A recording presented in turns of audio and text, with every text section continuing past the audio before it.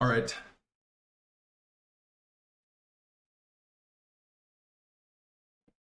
Okay, so I'm pretty sure there's gonna be a patch. I'm pretty sure there's gonna be like a patch or something. It was supposed to like come out today, I thought, but there's definitely gonna be a small patch, and I can't predict exactly what's gonna be on it. But I think that Darius will get nerfed. I think Soul Fighter will get nerfed at some capacity. I think Ari will get nerfed. Like Ari specifically about Star Guardian. That's my guess. I think those are the big problems right now. I think Gwen will surely get a nerf. Varus might get a buff. Feel like maybe Battle Academia will get a buff. Yeah, you did. Where? In casual. Yeah. Anyway. So yeah. So those are probably what's gonna be changed. If I had to guess, like those are definitely the biggest problems in the meta right now. But yeah, we can just talk about which comps can you play as of now. So first one, Soul Fighter, obviously. It's just such a strong comp because Callista and Fury are two of the strongest one costs in the game right now. And they like just perfectly hold items for Set and Samira, right? Yeah, so it's just a perfect combination. It's just so easy to play into it. You just grab all the Soul Fighter units while you're leveling up. Zenzao, Lux, they hop onto the board. Obviously, you're gonna be playing through like things like Juggernaut and stuff early games, so you can play like Aatrox, you can play like GP to generate gold early. But for the end game cap, it's usually 8 Soul Fighter. I mean, like if you go into stage 4 with like infinite HP ahead, you're ahead of the lobby from playing Callista 2 and a Fury 2 opener. Then if you can get 8 Soul Fighter in like stage 4, you probably should, because it's just too easy to proc the Prismatic and it's just so strong. But that being said, other stuff you should buy on the roll down because you're not always gonna hit Gwen are things like Volibear, of course. I mean, if you could get this as your level 8 board, that would be 1, 2, 3, 4, 5, 6, 7, 8. That would be incredible. If you happen to hit a Braum, you could play Yasuo for a little bit. You can play Shen, who's a Bastion and an Edgelord. You can play TF or Zyra temporarily. Yeah.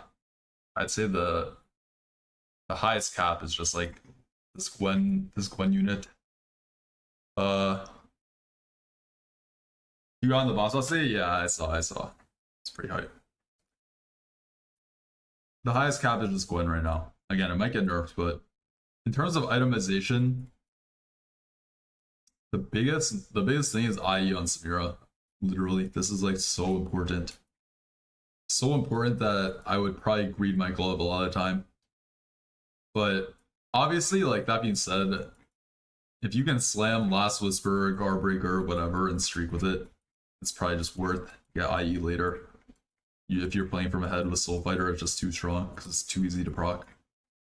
So that's a big. It's like IE is huge. The second best item, without a doubt, is Strikers. Like this pairing, Strikers is just an OP item.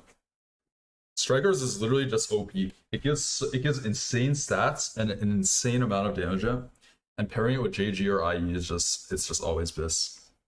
So it has to be Strikers. I mean, don't get me wrong. Sometimes you will not have this build. So like, where are the last few slots that you can go for? You can go for something like Deathblade is fine. Giant Slayer is fine. Gunblade on Samira is usually fine because she dives in. She doesn't mind healing. Edge of Night is somewhat acceptable. Last Whisper is fine. Shojin is probably the best third item in my opinion. I think these three are just the best. Blue is really not great on her, but I would say like if you have 2 tiers and you want to slam a Samira item, it's like borderline acceptable with the intent of moving it to Gwen later because it's so good on Gwen, and it kind of just serves as a mana acceleration for her. Items usually, oh, Hodge is fine as well with this, especially with the crit build. QSS is probably okay, but that's when you're starting to get pretty sus. Derrick's okay. You put it on like set for Volibear or Braum or Yone later. It's like okay as a stage 4 item. Kraken is okay. Sometimes you make it. Red buff is sometimes okay. You hold it on her, move it to Gwen later. And then Ginsu just never make this item in this comp. You should just never make it. One sec. I think my okay. That's still working. How important are Gwen items? I probably wouldn't prioritize them unless you're going fast 9 for free. Like, you really want to, in general with these comps, I feel like you really want to focus on these 2 units almost always. But that being said, if you like get like, yeah, if you have leftover items, Lux is honestly a decent holder. Like with the 6 solo fighter stats, she's not bad. But obviously Gwen is like exponentially better. You could also put them on like the Zyra or the TF if you find them potentially, but those units are like just more so for utility. I'm trying to think about like anything else you might play with like Soul Fighter specifically, and like honestly, I think that's pretty much it. Another big thing, my prio for tank items, it's almost always even shroud. And that's because this build is so good on Samira that like having less whisper on her feels like she does like quite a bit less, but it's still fine. Like if this is your build, this is fine. If this is your build, this is fine, you know, like if this is your build, this is fine, obviously. But like the IE Guardbreaker just feels the best, like by far. You'll notice she just pops way more. Like she like her damage is just so much higher. So yeah, so for that reason set, I really prioritize even shroud.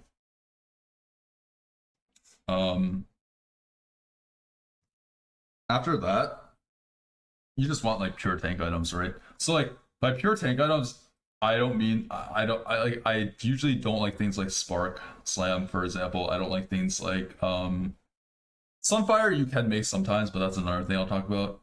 But like these items that give anti-heal and Shred and Sunder are like slightly less tanky stats because part of the power budget is in the Shred Sunder, like the utility, right? So they're less tanky than say like a Warmoz or a Spirit Visage or a Protector's Vow or like a Dragon's Claw, right? These things. So keep that in mind. So if you are having Even Shroud, that's like your, I'd say like that's like your one utility item. Then you need like pure tank items. So the best are like Warmox, like his healing on his ability scales with max HP, and Soul Fighter gives a lot of HP, similar to like Bruisers or Heavyweights. So obviously Warmox will be good. Spirit Visage is just such a solid item these days. Steadfast is incredible. Bramble T-Claw are incredible against the respective like damage types. Vow acceptable. Stoneplate, like Stoneplate acceptable, but it usually falls off pretty hard late game because you just play a lot of frontliners. And it's usually not worth like solo frontlining. So Stoneplate in general just falls off like late game, but if you build it early, that's when it's like strong, right? Because you can actually just solo frontline and get a lot of value out of it. And people don't have Shred Sunder yet a lot of times. So like Stoneplate is like really oppressive early game. So sometimes you slam it, and then sometimes you end up with it on set. Steris is also a very good item on him. Pretty self-explanatory. He's an AD tank.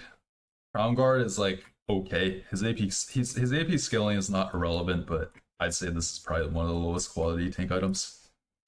I've had things like I've slammed things like BT and Titans on him before with the intent to put it on like Yone, Volibear, Braum later, but you obviously do not want to end with those items. And the last thing is like another big concept that in my experience, I don't know how it's gonna play out once the set starts, but and things get really optimized by like stats and whatnot and more gameplay. But I think building Sunfire is like very often not the move. Number one, it kills your even shroud. Number two, anti-heal is just so good on Gwen. It's like so incredible on Gwen that I'd rather be making these items. So yeah, that's basically why. It's similar to like last set with Anima Squad. Anima Squad was like 7 Anima.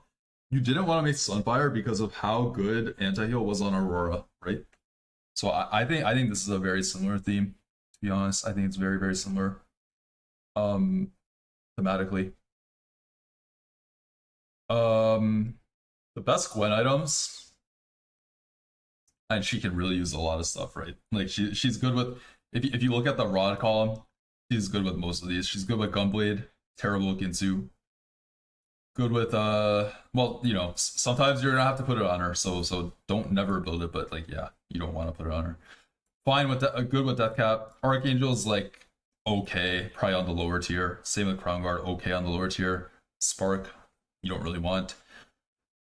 Morello's insane. JG is insane. Guardbreaker is insane. Hodge is fine when paired with Morello, especially QSS is even fine on her. Like you like because you just want her to cast, right? So like having like one item such as QSS or like Edge of Night to make sure she lives is acceptable as well. But when you have items like this, you need to you need to be sure that your other items are like damage items, you know? It's like something like that. There's so many builds you could go with. Tier items are also very good on her because of her cast being so impactful. Void Staff is just incredible. Blue buff is good. That's blue buff is probably her best like pure mana item. Then I'd say it's probably adaptive, and then I'd say it's probably Shojin. Like Shojin is not really something you want to end with your Gwen on your Gwen, but sometimes again you make it. Very rarely. Yeah, that's pretty much it about this comp. I mean, +1 is really broken because it lets you just create monster units like Volibear with the Soul Fighter emblem. Of course, like these other 5 costs are gonna be great with it as well, right? Braum, Lee Sin, sometimes you could play, although it's pretty rare, I'd say, and then Yone. So these stats, like these stats, are just so good all around that like all these units use the Soul Fighter emblem really well, and it lets you hit like 8 guaranteed, right? On 4-2 as well. That's like another really, or like on stage 4. That's another really big part. If they don't change how easy it is to proc 8 Soul Fighter Prismatic, which again they'll probably nerf it to some degree, so this could change slightly, but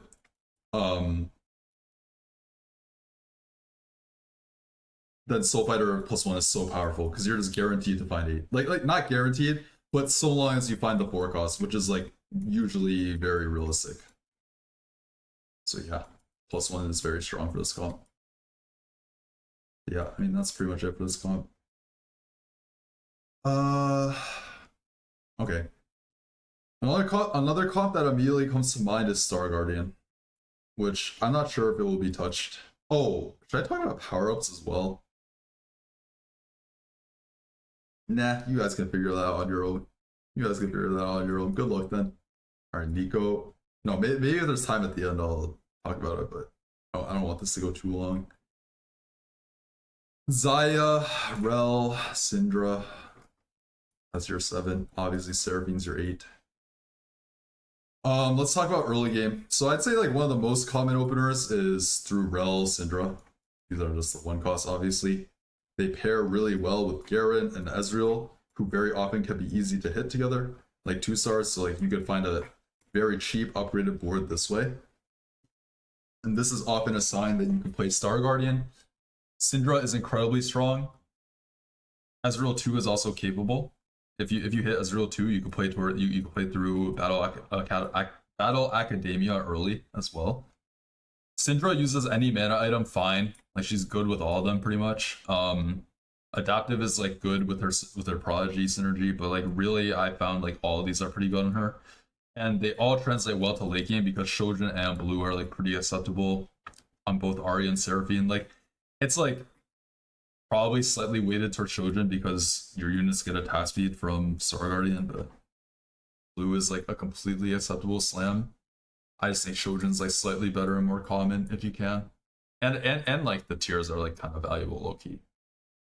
So this is the type of opener you would play through, and it's just really easy because like you just add Star Guardians. Like it's so easy. Like you just add Nico, add Zaya, you add Ahri. Like all this stuff is super easy about Star Guardian.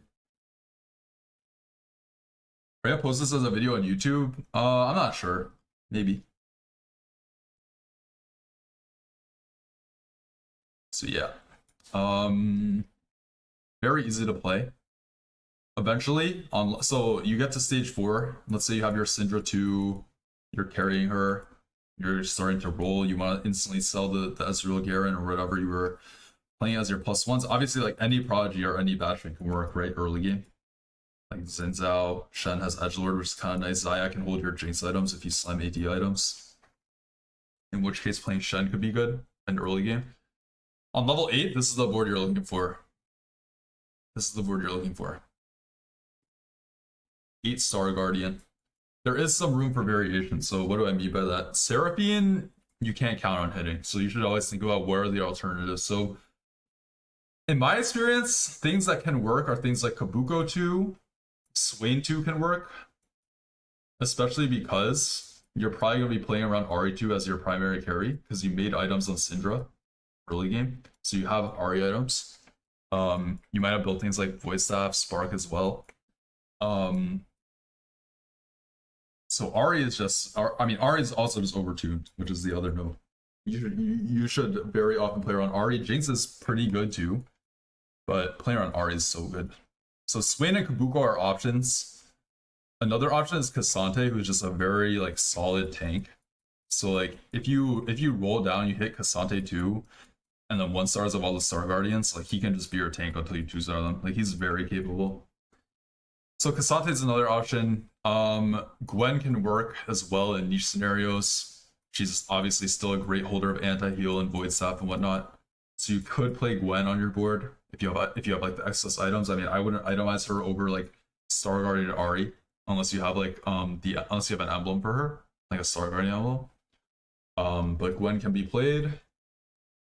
I watched Kurum play Star Guardian Volibear yesterday, and it was pretty good. Like he had melee items on it. He had an emblem, of course, so that helped. But basically, this goes to show that it's very flexible. And it just gives so many different stats, like a wide array of stats, survivability, damage, right? So all this stuff really helps. Oh yeah, the other note about playing a protector is like, it gives durability to your whole team while they're shielded, right? So that has innate synergy with Star Guardian as well. So yeah, I'd say if you were to drop one of these Star Guardians, it would be Xayah. I think the other bonuses are like really good. Xayah's good though if you're playing around Jinx primary. So if you have only AD items, let's say, and like maybe you only have like a Void Staff or some shit, then you might drop Syndra if you're playing around Jinx primary. But in general, it's just so much easier and stronger to play around and more consistent to play around Ahri primary. Do you want to go for Ahri 3? I mean, I don't think so. Like, if you're rolling on 8, I don't think so. Unless your spot is just so good and like, let's say you roll down and you have like, you held like 5 Ahris and you hit like Poppy 2, Jinx 2, and you're just going 9 for free. Then you could consider holding it, but like you should, whenever you have that situation, you should be very careful, right? Because it's gonna cost you a lot of gold. And if you're contested in Star Guardian, let's say 1 or even 2 ways, like you could just like get giga fucked by losing it by holding them on your bench the whole game, and then you don't hit until like even if you hit super late, the damage is already done because it delays your 9. You take so much damage, and then in that case, you would have rather just gone 9 sooner to get legendaries on your board. So yeah, I would be pretty careful about that because honestly, Ahri 2 is so capable that it's better to just stabilize on Ahri 2 and then go 9. But there's like niche situations. It's like it's hard to identify exactly when you can go for like Ahri 3, for example. They do come up, but it's rare. And on 9, obviously you're gonna get the Seraphine in. And the same options apply, like you could play Gwen 2, you could play Braum 2, you could play Kabuko if you're low on gold, you could play Cassante if you're low on gold, like all these things are fine. Swain. Those are like the main units, usually. But yeah, that's pretty much it about Star Guardian. In terms of like BIS, what I view as BIS, I'd say it's like Shojin, AG, Guard. If you can't get your hands on Guard, Void is good. And then of course you want to move the Void later for a guard or something. Void is fine. I mean, Archangel is like fine. Death Cap is fine. Gunblade's okay. I think Gunblade's on the lower end. Nashor is okay. Ginsu Ari. I mean, if you have to make it early game and then you can move the item to Jinx later, that's fine, I guess. So she's very flexible. Like I said, blue instead of Shojin is fine. Adaptive instead of either of them is fine as well. But the BIS version, I would, in my head, is probably just Shojin, JG, strikers. Seraphine, pretty similar story. She can hold most of the mana items fine. She's fine with utility, I guess. I mean, like, you have to keep in mind, though, she's single target until she casts. So, like, if you have these items on her, you won't apply them until really late into the fight. So sometimes that is not the wisest, but sometimes you still want to itemize her. Then Jinx, I would say my idea of this is, like, IE Kraken, IE guard plus something. I don't know what the best third is. Like, I'm sure Shojin is fine. I'm sure Ginsu is fine. I'm sure Kraken is good, like very good. Deathblade is good. Like she's very flexible in that sense. I mean, you could also like if you have to build like for like Ginsu Kraken build, this is fine as well. Your third item should probably be like a crit item, IE or Guardbreaker, because her passive gives her attack speed when she crits, so you want some crit chance on her ideally. Poppy items are pretty similar to what we've been talking about. I'd say if you make Even Shroud or Spark, you should have a mass like you should aim for a maximum of one utility item at, like on your tank, on your main tank like this. This applies to most comps. Otherwise, they just won't be tanky enough. If you have both these items, like if you have Sunfire instead of like Spark, like if you have two of these items and then only like one pure tank item, she very often won't be tanky enough. So the ideal build is like, I don't know, I'm just gonna make something up, like this plus Steadfast plus Warmoz. Or like Warmoz Bramble Default, like something like that. And then that being said, if you have to slam Sunfire, Spark, all that stuff early game, that's fine. Just like your goal, and like don't get me wrong, it's better to have this item on her if you have nothing else. Your goal should be to move it off Poppy eventually, given all your other units are itemized. That way you have the highest quality items possible on your Poppy. And you can just keep your Nico like somewhere safe, like here. Clump your damage like this. So you could position something like this. And if your Nico's holding your Sunfire, the units in the upper right corner from the enemy will have to kill the Poppy first, and the units from the upper left will have to kill Rel and then Poppy before they get to the Sunfire. Or the Spark, like whatever utility. But yeah, that's pretty much it. Can you flex into BA? Yeah, you can. I guess I could talk about that comp right now, actually. Yeah, you definitely can. It's definitely similar. This is a similar opener. If you just happen to have more Battle Academia units, like let's say you get like Rakan on 5 or something. You're playing around at Garen 2 and he's like farming a lot of stacks early game. That could be a good sign to play it. I mean, I don't think this comp is as good, but it is an option. I think this comp is a lower tier than the previous ones I mentioned so far. But that being said, if you're playing it from high tempo and it's uncontested, it just can't be bad. Like I think it's good enough to farm top 4s, top 3s, etc. So this comp,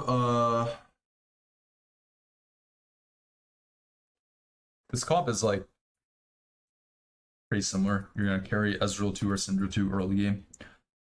Of course, your end goal is to itemize like Yuumi and Seraphine. So, what are the best items on them? I think for Yuumi, blue and adaptive are miles ahead of Shojin because of how Prodigy just works, I would say. And also blue also has a great interaction with one of the Yuumi anomalies that is like BIS. It's like the one that gives AP based on your mana regen. I forget what it's called. Super something. I don't know. But basically, that anomaly is really good. And I mean, blue is just really good on Yumi. Shojin is just miles behind both, so I would almost never make Shojin. Unless no, that's not true. Like if you slam it early and you streak with it, like I said, it can't be bad. So sometimes you'll make it, but your ideal vision of this should be like blue or adaptive. So let's say you have adaptive, and the reason adaptive is like good is because with this gain additional 50% mana from all sources. So that obviously applies to Prodigy as well. And this comp you will be playing vertical Prodigy. So I think adaptive is quite good, but blue is perfectly fine as well. As for the other two items, very flexible. I mean, something like Archangel Gunblade can be excellent. Something like Archangel JG can be excellent. Something like Deathcap JG, completely fine. Deathcap Gunblade, completely fine. Of course, the classic pairing of JG Guard, very good as well.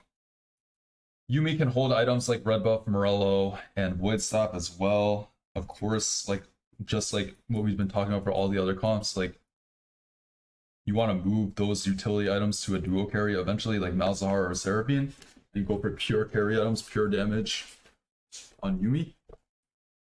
But yeah, that's pretty much it for her itemization. The ideal level 8 board is, in my opinion, okay, I'll be honest, I don't play this comp much. But this is my vision of the ideal level 8, assuming you don't hit 5 costs. I think it's this ideally, and then Cassante. I think Cassante is just straight up better than Leona, even with this little investment into his traits. Like, I think he's just a way better unit. So, like, if I got the chance to play Cassante 2, I'm literally just playing him over Leona. I'm itemizing him over Leona 2 without a doubt. Like, it's Cassante 2 versus Leona 2. I'm itemizing Cassante, even given you're playing 5 BA. I just think it's like not close. I just think Cassante is just too strong, and Leona is too weak. 7 BA is like very not worth it. I just don't think the potential it's like there's two reasons it's bad. Number one, the units you're putting in are dog shit. Katarina, Jace, and Caitlyn are just terrible, right? Like all of these are just terrible, and the extra potential doesn't really matter. I mean, it matters only for Yumi and like maybe like Ezreal a little bit, maybe for Garen a little bit. I guess it matters a little bit, but basically like it's so wasted on the other 3 units that it's just not worth. It's really just not worth it. So like that's why I think you just play 5 BA and then you just play Cassante. If you had Seraphine on 8, then I think you should just play 5 Prodigy and just play this board, and then you would tank Leona, with the goal of going 9 and tanking Cassante probably. But you can see it's kind of hard to fit legendaries on this board. I mean, if you have a freaky Leona setup somehow and your front line just really good, like maybe you have like worth the weight Garen plus Leona too, like maybe you could play like Zyra. But attack speed isn't even that insane for Prodigies. But it's fine. Zyra's fine. I mean, TF is fine. These types of units. So in my head, this is the best way to play this comp. But maybe that will change. Like I said, I'm going to preface this comp with the fact that I don't think I'm an expert on this comp, but I've had decent games on it. So yeah.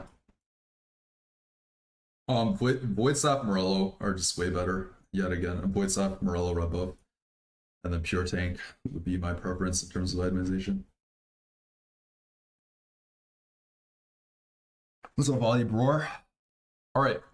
So that was a few of the forecasts. Next, I can talk about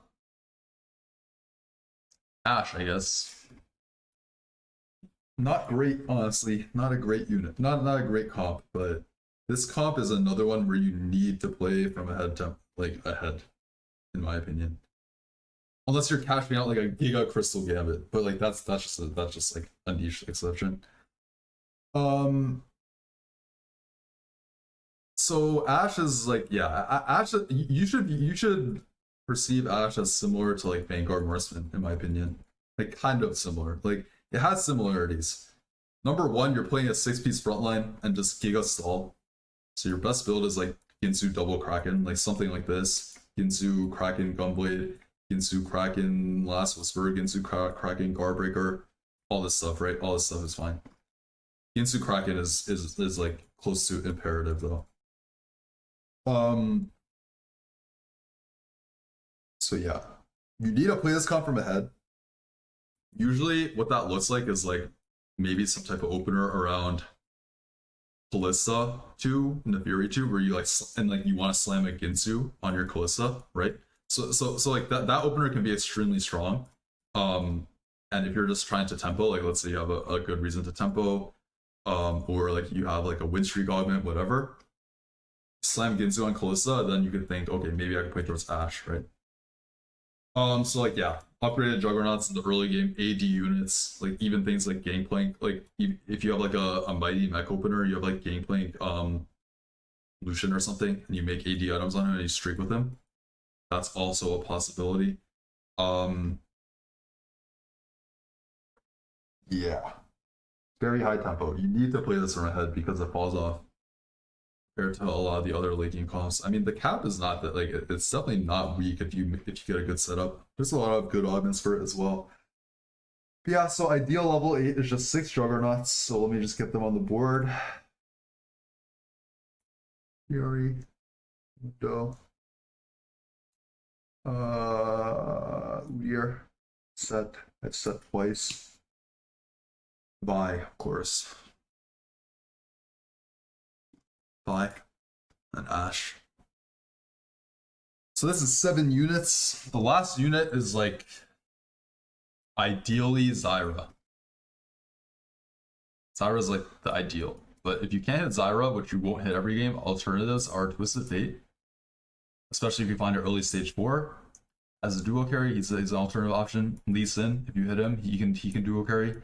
Braum you can play temporarily as a Lee Sin item holder potentially.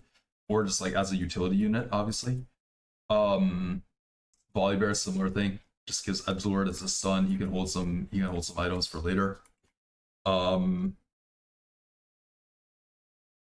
That is my knowledge of it. I don't think there's much else you should want to be playing. If you like win streaks, you can maybe play like Janna and just like keep Crystal Rosen and then like sack on the way to 9, but I'd say that's more rare. I'd say in general you want to keep the power, you want to keep your foot on the pedal of this comp and just stay as ahead as possible in HP. But yeah, the cap of like the cap of going 9 with if you can make it to like lease into Zyra 2, and then like the last unit can be Braum 2, TF2. It could be even just like Gwen 2 for 3 Soul Fighter. I mean, this unit's just so strong, and it's good with anti-heal items. Just as examples, you just play legendary units. So that's Ashe. Play it from really high tempo. Not play it as a win out. I've made that mistake, and I don't believe in it. You have to high roll way too hard, and it's not good enough to win out with. Unless you're like, again, if you have like a Crystal Gambit catch out, that's the exception. Like then you could kind of play like a lot of different stuff, but yeah. If you're like Ginsu Kraken, that is an option. And like so like this is like the reason this differentiates from Star Guardian is like you're playing around the Juggernaut opener, right? Which doesn't share any common ground with Star Guardians. So if you just have all the Juggernauts and you have them all upgraded and you're healthy and you want to just roll and then be able to go 9, then Ashe is like a fine option.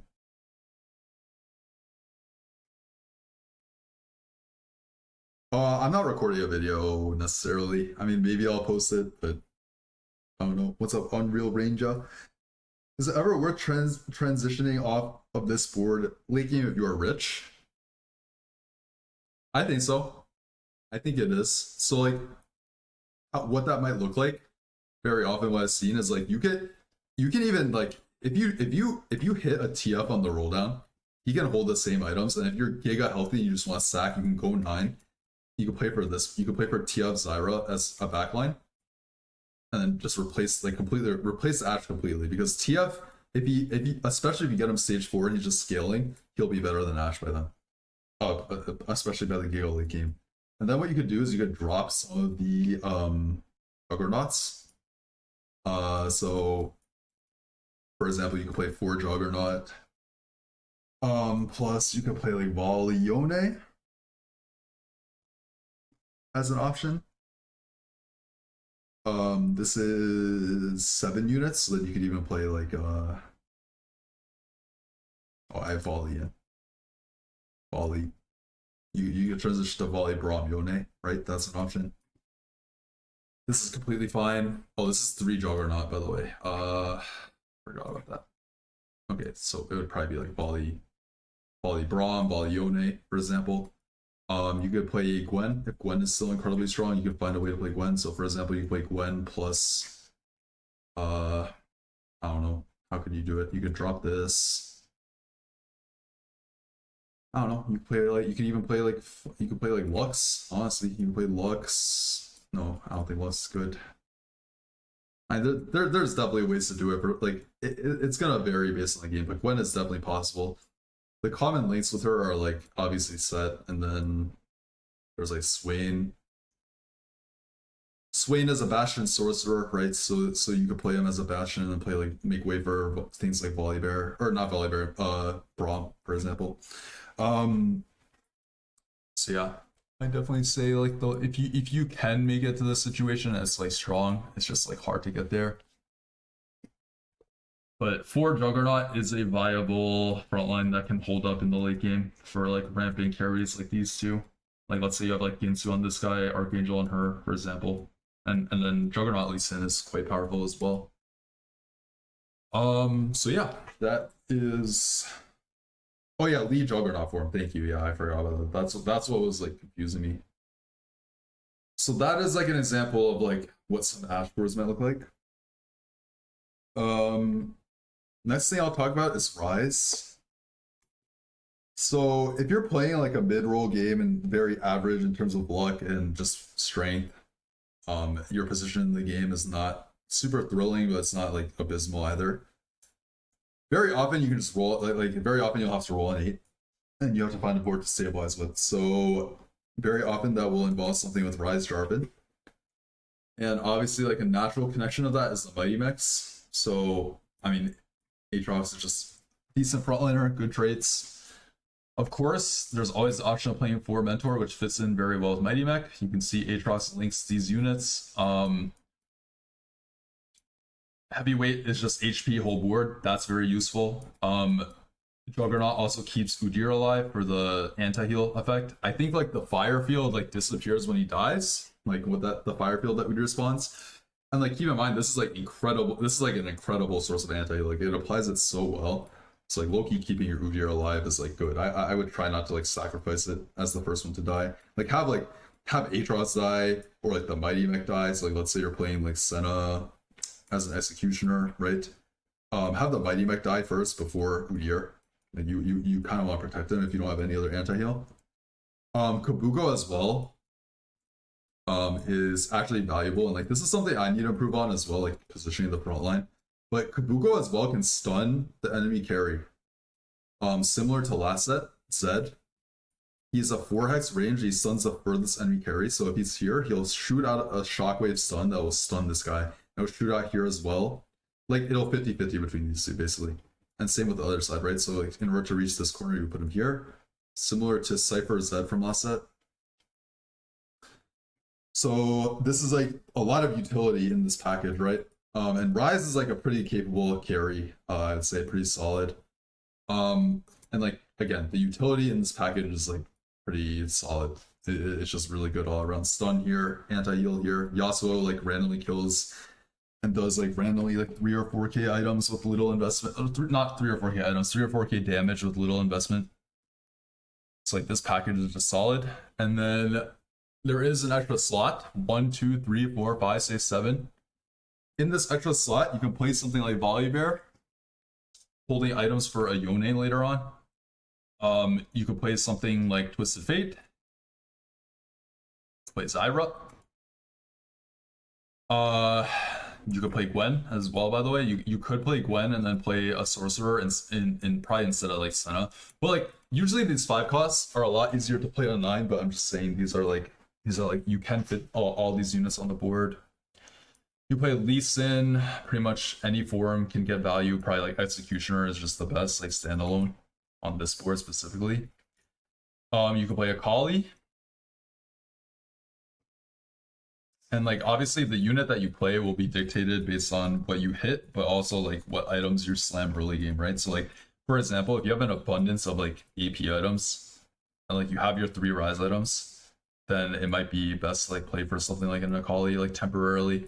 And like Akali, you should always think like these 4 costs usually want to be upgraded into 5 costs, right? Ideally, but you still buy these on level 8 because you can 2-star them reliably, or like more reliably than the 5 costs. So Akali and Volibear will make way for things like Gwen and Yone, and even like Akali items you could put on Zyra or TF later. So that's like the main idea. So like the highest, like I'd say this is the core, and then in terms of no 5 costs, and then it's pretty flexible from there. Very flexible line. It's like difficult to play for that reason. Item priority, like I said, you generally and anti-heal like you don't need, but it's not like abysmal either, but I would prioritize other things for the reason that Udyr exists. So like Rise, I actually don't know like between Shojin, Blue, and Adaptive. I would imagine Shojin and Blue are better. I think Shojin is better personally, but it's like close. I mean, they're just both fine in my eyes. He's incredibly, like, more so than any other thing, he's so good with Guardbreaker because he's an executioner, so he already has spell crit and crit chance. Guardbreaker is just incredible. You like never, you don't want to use your glove on JG or Rise because it's just way lower value than Guardbreaker. So Guardbreaker is just the best, and then let's say 1 mana item, and then from there you just want a source of flat AP. So your flat AP is usually coming from Deathcap or Archangel. That's Rise items. Void Staff is fine on him as well, so you could go like Shojin Void. And like low key, he could kind of get away with no mana item for a little bit, but I don't think it's great. Like if you have no mana item, you want to look for efficient. It's like an anomaly, or it's a power up that lowers his mana cost by 20. So if you don't have a mana item, then yeah, but if you don't, like at least you have the 4 Mentor, because Rise's attacks Rise of Mentor is gain 2 bonus mana from attacks. You can also itemize Yasuo as a carry, of course, before you have things like Volibear 2 or Yone. So he is just good with your classic carry items. I mean, you know, BT usually fine, Steris, Hedronite, Titans, Hodge, all this stuff. Like Hodge plus IE combo is good. IE plus QSS combo is good. You could even build like IE Guardbreaker on units like Volley and Yasuo, and they'll do damage. I mean, all this stuff is fine.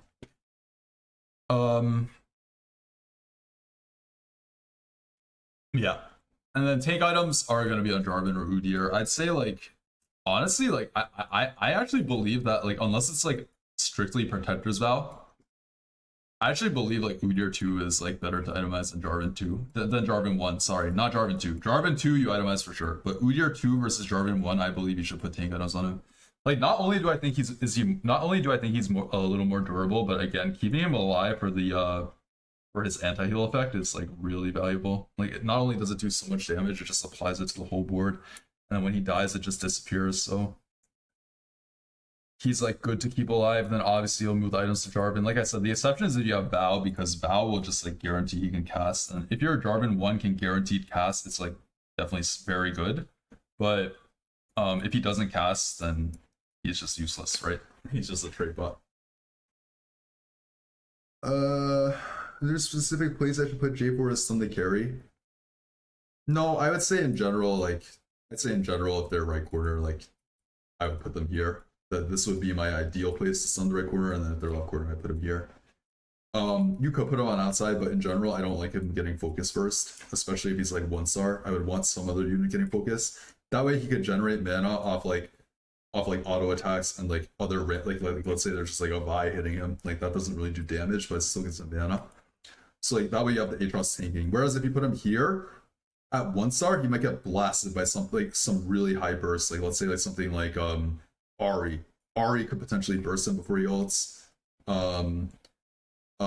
Like even like a Rise ult maybe. Like it just depends. But that's why I like keeping him on the inside a little bit. Pabuko, like I said, his best hexes are here. So I'm very intentional with his positioning. And then Udyr towards the middle, nice and safe. Yasuo can kind of go wherever. You don't want him getting focused first necessarily. So that's why I have the mech and Atros on the outside, and then Jarvan can just move around. Kabuko can move around, right? That's like the idea. You put Kabuko and Jarvan around. Yasuo here, Yasuo back. You can put the Yasuo back one like this. All this stuff. Okay. While I'm talking about mentor, we can talk about like the highest cap. What's viewed as one of the highest cap comps in the game. So if you're able to go fast 9 and play around like a full 4-cost, 5-cost board, it's typically better to skip the mentors. It's just higher cap. And what you'll do is you will play, the core is these 4 units. Rom, Yone, Volibear, and Gwen. So like in this core, you have incredible holders of like pretty much any item that you might need, besides backline items. But I mean, even Gwen can hold some backline items, right? Like Blue Buff, JG, Deathcap, Guardbreaker. She can hold these. So can Yone. He can hold Guardbreaker, stuff like that. Braum can hold tank items, although he's not really a tank necessarily. So keep that in mind. So he's not going to be like a giga tank. Like if you need the purpose of a pure tank with like Petra's Vow, sometimes Jarvan can be really good. And then you'll play the Rise as a trait bot for the mentor effect and strategist. You'll drop the Senna because you're not really playing around Rise. And then you could play Karma or Lucian. Keep in mind, like, I mean, obviously Karma 2 is better than Lucian 2, but 99% of the time you're not going to itemize Karma. So like very often it's actually better to save the 4 gold like that you would spend on making Karma 2. Or not 4 gold, but like whatever amount of gold. And then you just put a Lucian 2 on your board. Like this is when you're like rolling on 9, right? You don't want to make a Karma 2 before you have like all your other, like these core pieces are way more valuable. So you should just, my recommendation is just play a Lucian on your board. Play a Lucian on your board. If you don't have Lucian, just play a Karma 1. Do not make like literally you don't care about Karma. Do not give a fuck about Karma. So this is 1, 2, 3, 4, 5, 6, 7 units. So the last 2 slots are generally flexible, but most common are things like Zyra, TF. Of course, these 2 units are just so good utility wise. And then usually what I've seen and what I like is playing Xin Zhao instead of one of them. But you can play both if you have them itemized and like whatever.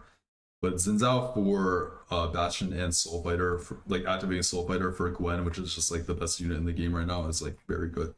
So then let's say this is your board. And this is why Bronze for Life is so good, this set, because it's so easy to play a lot of traits, right? I mean, I had a game earlier where I was stuck on 8, and I took Bronze for Life, playing a very like similar adjacent, like a board adjacent to this. If I can just find the game. Okay, I mean it's probably in my VOD. Like you, if you're really interested, you can go back and look at it. But basically, I played a similar board, and like it's just so easy to play 50 traits this set, man. Because like so many traits are just activated as 2 pieces this set, which I think like they wanted. That was like Riot's intention to make it like quote unquote flexible. So yeah, that's like the ideal. I'd say item prio is like Gwen items, some type of like melee items, like even like TGs are incredibly good in this comp because Volley, Yone, and Braum are so fucking good with TGs. Like they can use such a wide array. Like even if you roll tank items on a Yone, bro, like because of how his spell works, he just ramps up and he can still do like 3 to 4 to 5k damage at least. Like even if he has pure tank items. Same thing with Volibear. If he rolls AP, like he actually has like pretty decent like his Omnivamp scales with AP, so he can use a ton. He can use tank items. Same with Braum. So these units are incredible with TGs. Like the Radiant Gloves augment is like pretty good if you're playing towards fast 9 with this comp. Like just so that you can have a unit guaranteed itemized. Zyra is great with your backline items. TF is great with your backline items. Like you can even make Ginsu Kraken and play towards this comp because of TF, right? Then you would be looking for TF specifically. But this comp is all about like how do you get to fast 9? Obviously, like that's like a whole nother conversation, but you have to have very high tempo or very high gold. And if you're playing from the high tempo route and you slam items like this and you get to go fast 9 and you have a Ginsu Kraken and you want to play this mech board, then you're like, okay, I'm gonna play TF then, you know? So yeah. One more piece that can fit is Lee Sin always as well. could do something like this. Obviously, this is like a bit heavy on the melee units, but sometimes it is appropriate. Like you can buy at least like I would definitely be buying Lee Sin on the roll down because Lee Sin 2 is definitely like pretty capable. I don't think he's like honestly he's like probably on a similar tier as Yone. It just depends what your items are as well. But they share similar items. He can hold TG as well, very good with it. And then Gwen is like your focus, I'd say. So like you can play your blue buff Morello, like that type of stuff. Blue buff Morello Void. Blue buff Deathcap. You know, we already talked about Gwen. So yeah. Yeah. 5 mech is just not great right now. It's just not great. I mean, sometimes you will have to run on a budget, and sometimes you won't be able to go fast 9. So sometimes you might have to stabilize on like, let's say you play a Karma 2, and you're like, okay, I want a sorcerer for her.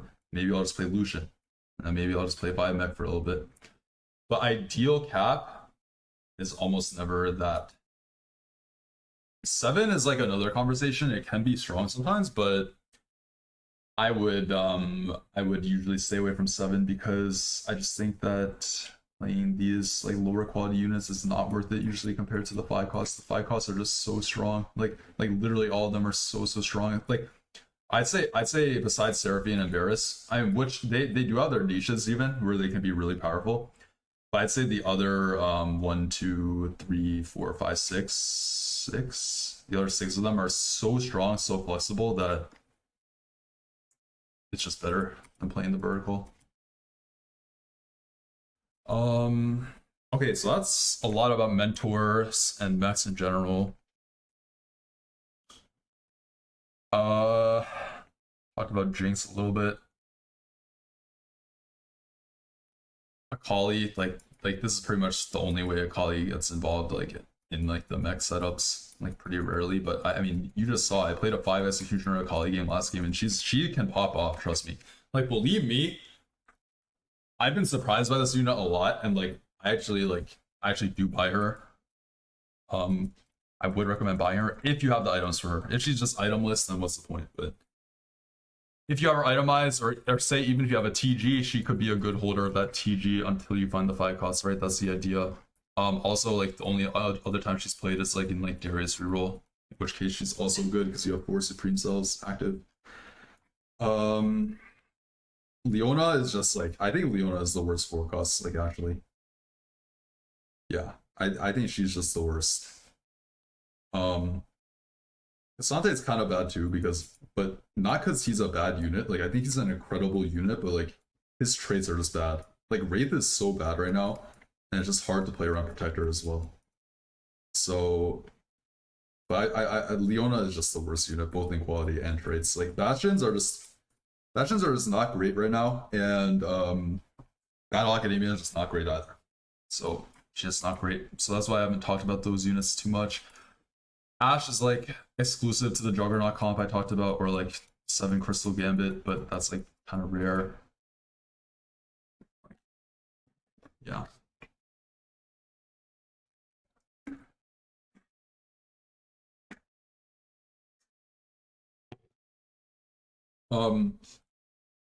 So I think I covered a lot of the 4 cost stuff. One other comp that I played twice today that I think is actually very legit in terms of 4 costs I forgot to talk about is Volibear, Edgelord, Luchador, Primary. So like your ideal is like 4 Luchador. So like Braum, right? Obviously, if you're rolling on 8,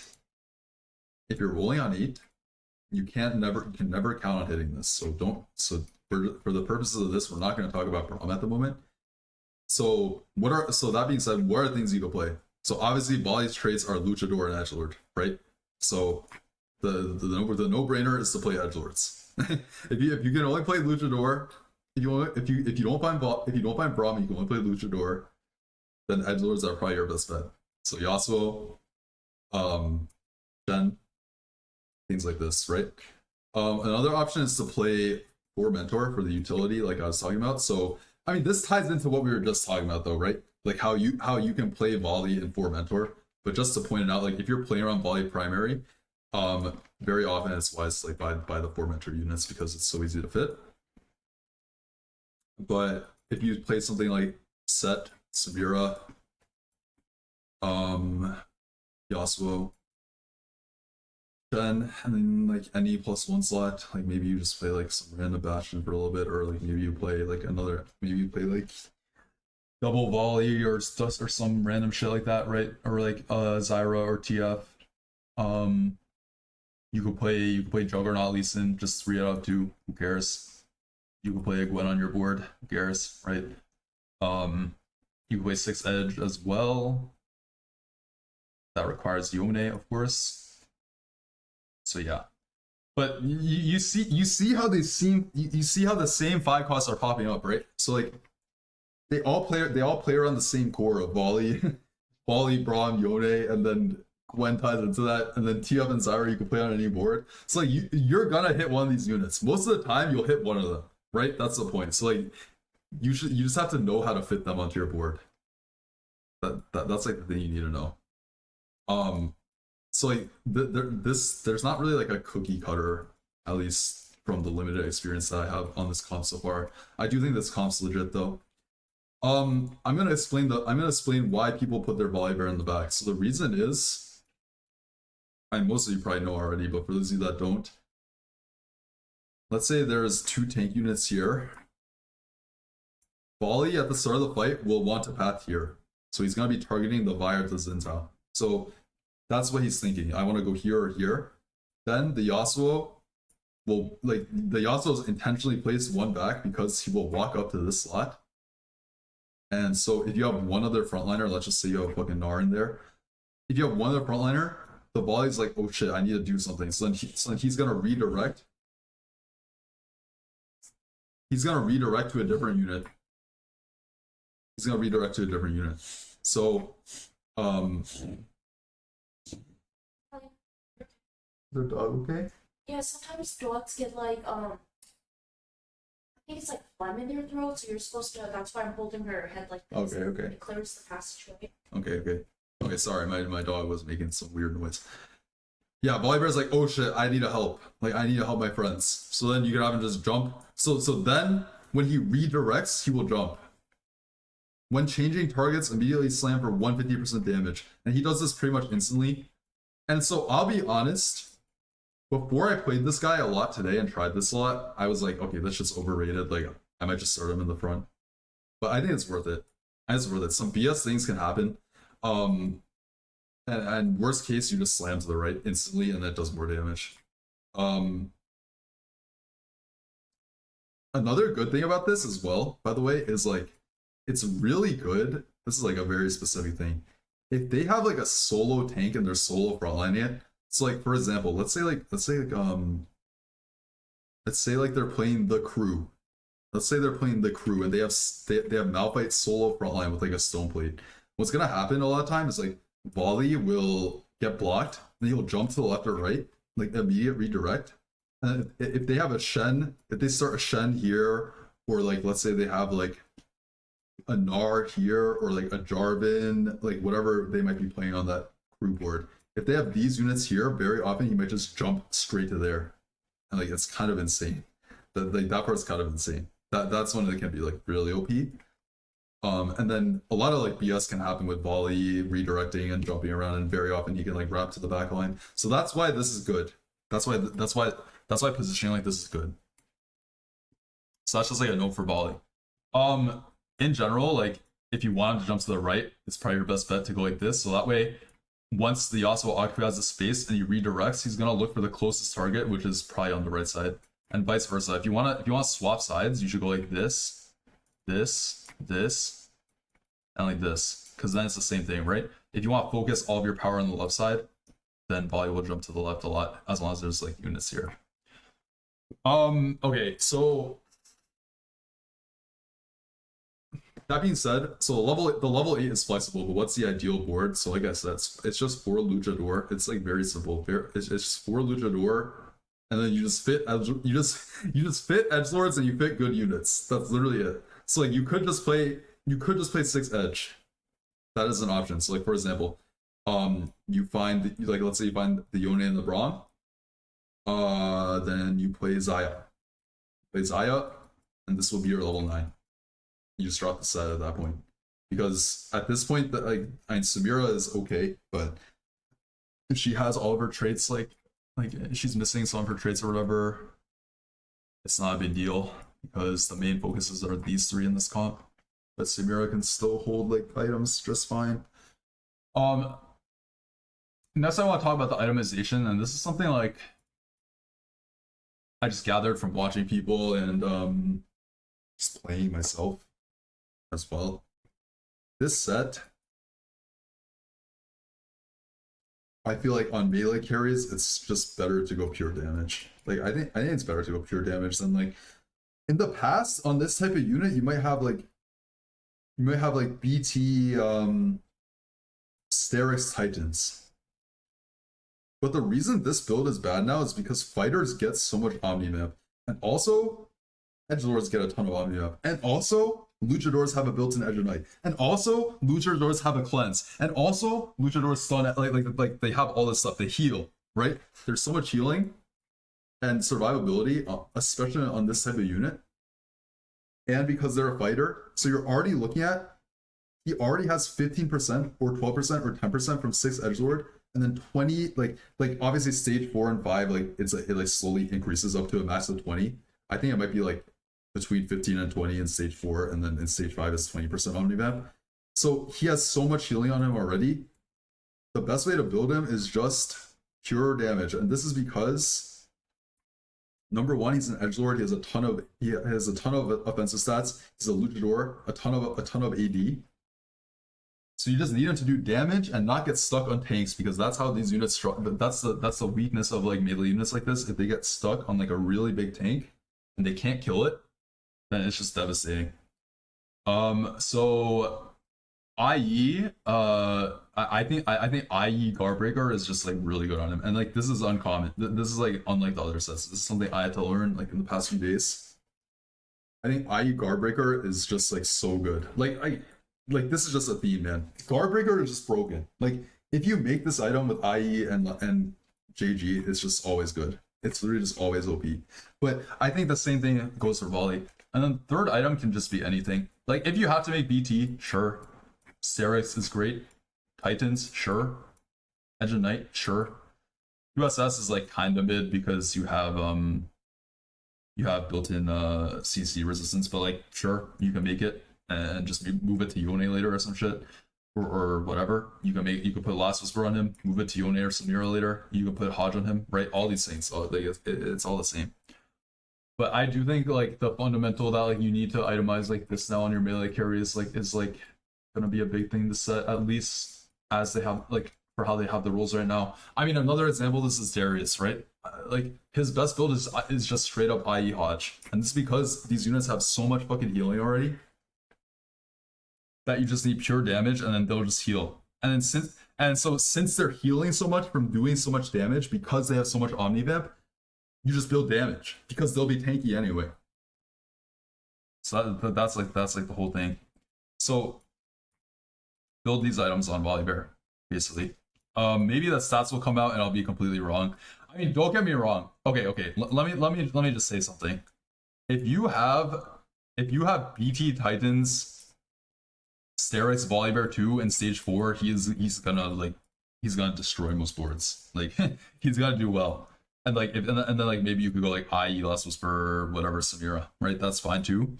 But I think like Volley specifically, if you're trying to itemize for him, like you want these crit items. I really think so. I really think that's gonna be a big thing about the set. So yeah, you could drop the Zaya Samira, by the way, for like 5 costs. So like you could play like Gwen set, right? Oh, here we go again. Oh, Gwen fits on the board. That's crazy. How do you play it? You just play set, whatever. You could play Gwen. You could play Gwen Samira. Like, I mean, you know, there's so many options. You play Gwen Samira plus another Bastion. I don't know. There's infinite options, man. Like there's actually infinite options, but they all use the same units. What do you do? So that's Volibear. He has some really specific power ups, by the way. I think for power ups, look out for heavy. Wait, what's Volibear power ups? UFD.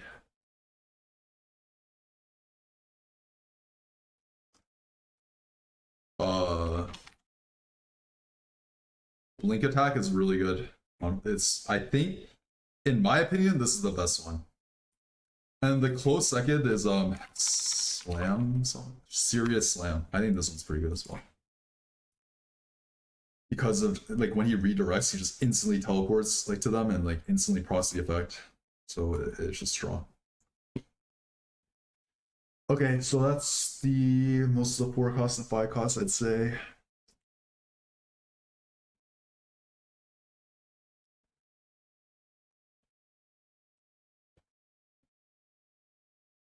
Do I know how the Lulu pool works? I heard that there's like it's easy.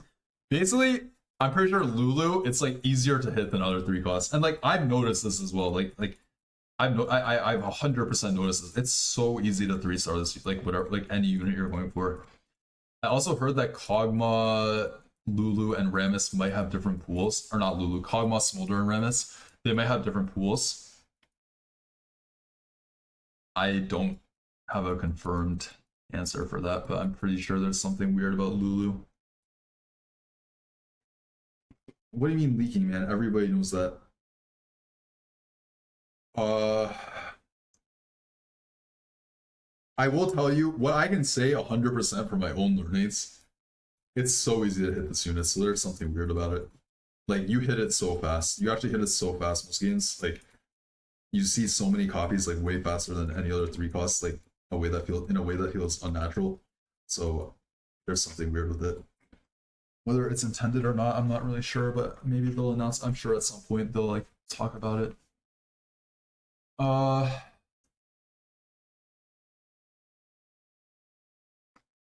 One cost reroll. A comp that I actually believe in, like unironically, I played one game of it on stream today, is Battle Academia, like Ezreal Garen. But this comp is like so nuanced and like low key. I'm not. I mean, like, I just won't talk about it, man. You'll see me play it again at some point. Syndra, Ezreal, this, and this can be rerolled. I'd say in general you need really high roll spots, like incredibly high roll, like to like really make these work. But if you like hit them really fast and then push levels and you have really good augments, like combat augments and whatever, like then these comps can compete. I've won the game. I've won the game with Rising Chaos Syndra 3. But the neat the catch was that I had investment strategy on Scuttle Puddle. So my units just had infinite HP. I had like an unkillable Garen 6 Bastion frontline, and like the Syndra Rising Chaos just ramped up and killed everything. It's like that's like you have to have such a high roll setup to make these work that like I'm not sure I would focus on these randomly. I think one that you should really know how to play is the crew, but honestly, this comp is so fucking easy. Like, there's not really much to this comp. I mean, there's like some positioning things, but not even. But like basically, you just play this shit, right? A lot of times you might not have Ziggs or Shen, you might not have Janna, so you just play some combination of these. Let's say you just have these guys. Let's say you just have like these units. Yeah, right. You just add them in. You just roll. You just roll and hit your board. I mean, you should roll on level 4 like you do with any other comp and hit units, hit copies of Sivir and Malphite. Keep in mind the biggest spike with like the biggest combat spike with this comp is once you 3-star 3 things. It doesn't really give much combat. It doesn't give any combat until you 3-star 3 of them. So you have to just have the mindset that I'm going to 3-star all. Like I must 3-star all 4 of these. I have to. You should have that mindset pretty much every game. That's the mindset that I have, and like I feel like when I pick the crew spot based on when I have like a lot of copies of the units early and like good items. Like maybe the portal is good or whatever. Good augment for it, whatever. Um and I just think it's so strong. Like it's actually incredibly strong. Like the only times like I don't do well is like when I like low roll the units, I feel like, or like maybe I make a like I can make a crucial mistake for sure, but like I'd say a lot of my losses are just like if I'm sitting there rolling for Sivir and Malphite and I just don't find them for a while. Or like Shen saves whatever, but it's pretty easy to hit these units. I mean, obviously it has the bonus, like it has the nice bonus, crew unit odds never drop a player level, so like you don't have to worry about, you know, leveling. About like you don't have to worry about not hitting if you level. Like very often like I'll hit Sivir 3, Shen 3, Malphite 3, and I'll have like 4 or 5 Zags, and I'll just say, okay, I'll roll an 8. And then you just really want to get Ryzen. Not only is he a strategist, but his mentor effect is incredible, especially when paired with the attack speed that the crew gives. Jarvan is always good. Where the fuck is he? Jarvan. You just play like this. You play Braum or Luchador. You could go for an R3 as well if you have an abundance of gold and like you're like you have a lot of copies of everything else. R3 is not bad. He's a decent item. Like he can hold items okay. He also buffs your Sivir. Like he gives attack speed and he gives attack speed to nearby allies prioritizing AD champions. This buff will often go to Rise to Malphite, by the way, as well. So yeah, Nar's pretty good, and then obviously he links with like Luchador later. And then obviously once you get TF, you play him no matter what. So if you have to drop Braum, so be it. Play this board for now. I know this looks scary, but Malphite is a freak. Like he's actually so tanky. That he can solo frontline for a large portion of the game, and then eventually your Shen 3 will be incredibly tanky, and then eventually you want to get things like Braum and Jarvan in, like I was saying. So yeah. And that's like pretty much it with this comp. I myself, I always prioritize Sivir items. I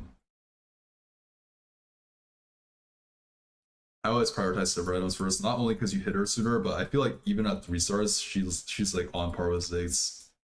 Just from what I've seen over many crew games, I don't think Ziggs is like very consistent. He could pop off some fights, sure, but like I have more faith in Sivir. And Malphite has like pretty specific itemization. For example, I would almost never want to make these 2 chain items on him. The other ones give so much more armor, and they're so much tankier, and you need him to be a pure tank. Like you need 3 good tank items on him because he's like your solo, right? He's holding down your whole team. Stoneplate's incredibly good. This is good. Bramble. Declaw is good. Steadfast is good. Sunfire is good. Like Sunfire is okay. You want to move it to Shen later, like I said. Even Shroud, same thing.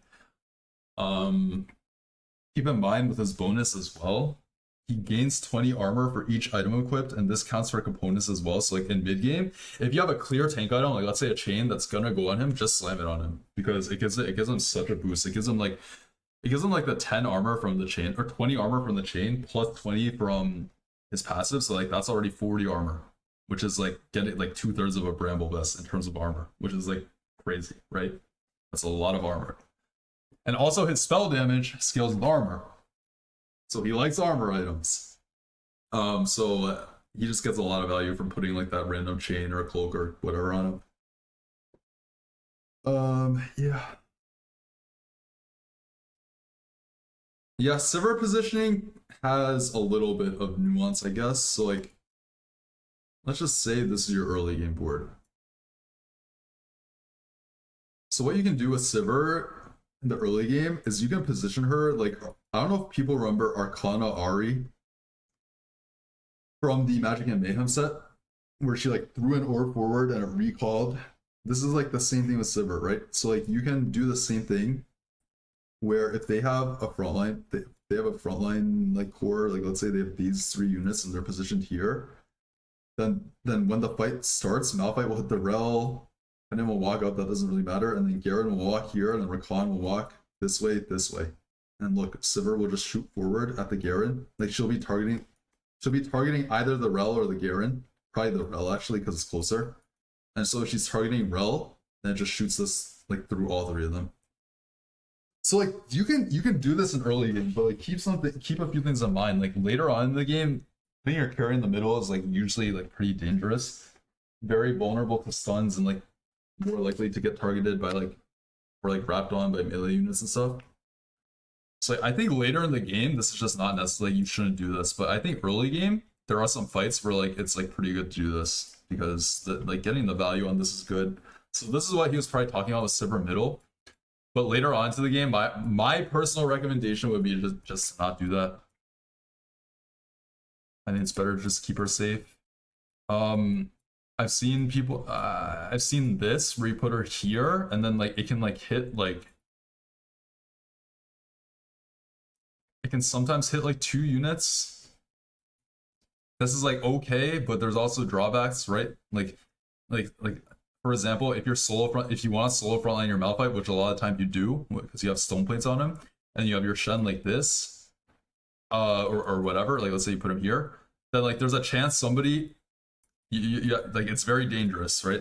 Somebody could put a Darius right here, and then it might walk down, do this, kill your Shen instantly, and then like some bad shit could happen, right? If Malphite gets pulled to the right, or like you never know. Like there's fight RNG always. So it's like there's that downside. She also loses a little bit of sniper value, but like that's not a big deal. But I'd say the bigger part is that you're having her die. Like it's like dangerous. You don't want to put her in jeopardy. It's just not worth it in my opinion. I think she does enough damage. Cause like the thing about the crew is like once you got the ships online, you just need time. All you need is time, and like you have plenty of damage. So I think the more important thing is like keeping your carry safe and alive as long as possible. So yeah, that's like my comments on like positioning stuff. Maybe there's more. I'm sure there will be more that will be discovered, and like who knows? Like maybe this is not even the most optimal way to play it or position it, but that's like my impression so far.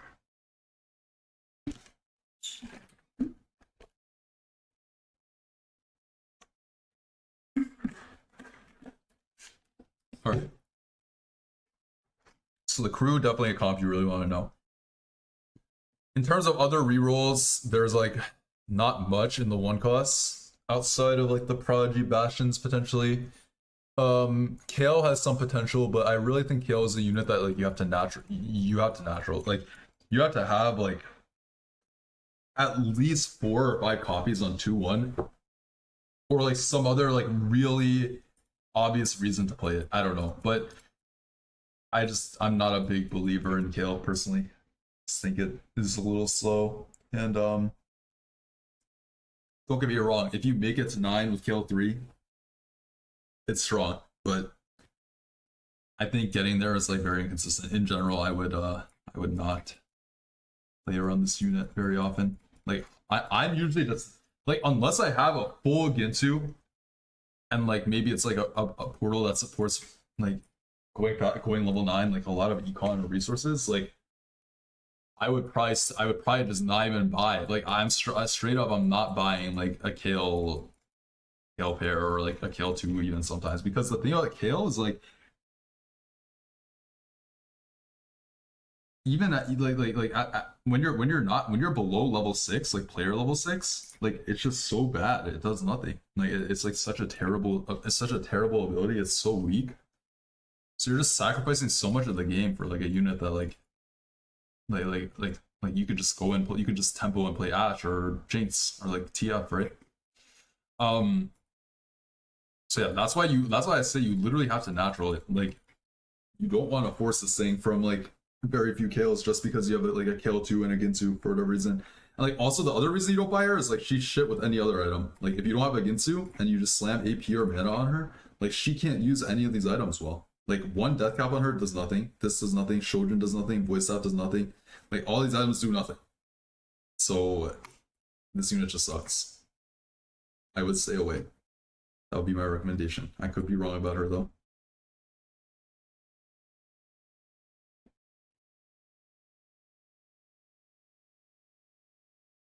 Okay, yeah, I think I answered the 2-star KO question. That's my opinion on it.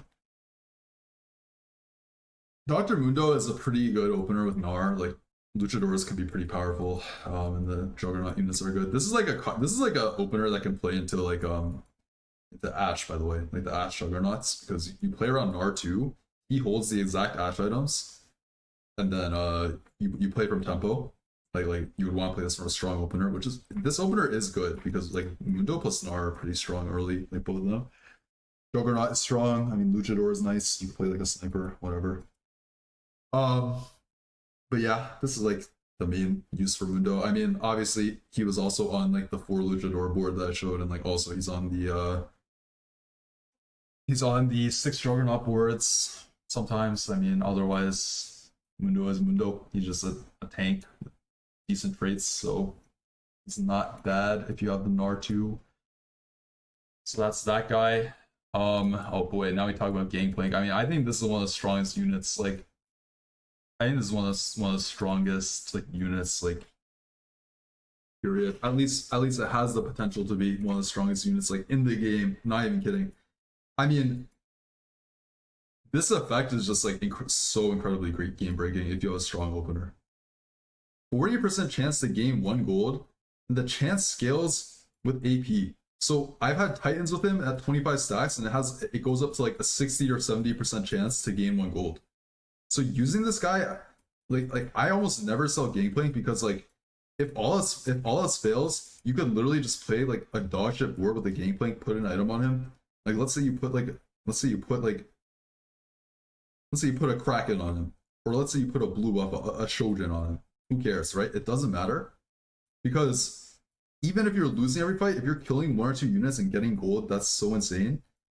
And then that's the low roll. That's the low roll end. On the high roll end, let's say you get Atros 2, Lucian 2 opener with a Gangplank 1, and then like you have a Nefiri pair, and you play her, and then you hit Nefiri 2 next turn, and you just have this insane opener where you're and then you just fully itemize Gangplank. He's doing all your damage.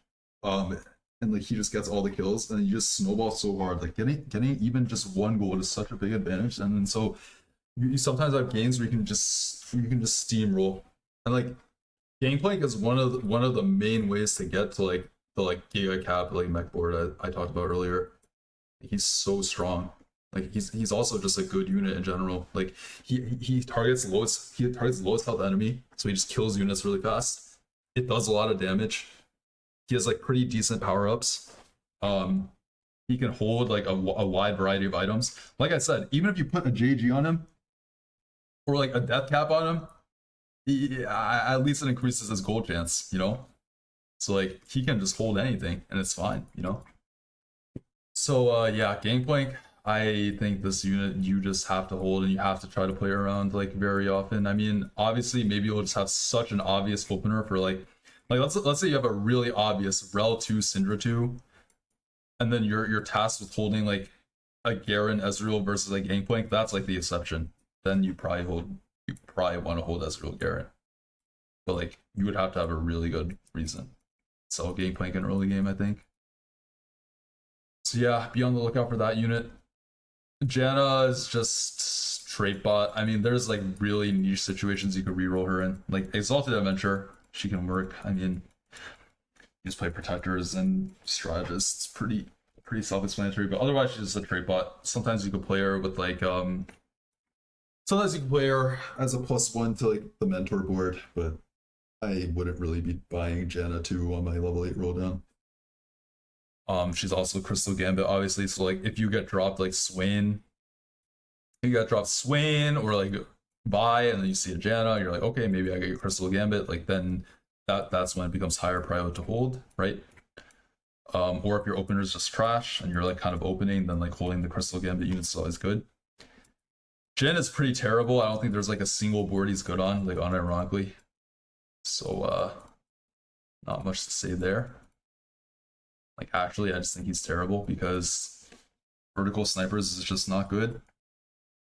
Wraith is not good, so this guy's homeless. I mean, he's not a great unit either, to be honest. I'm pretty sure like Gnar 2 is like better in a lot of scenarios, especially if you have attack speed items. So this unit's just trash. Kale or Kaisa, I mean, is pretty good. I mean, Kaisa's strong. The reason Kaisa's strong is like, well, number one, she has the snowball mechanics. So, like, if you're strong early game and you can slam items on her, I think like it's pretty good. So like my idea of her bis is something like Ginsu IE Guardbreaker.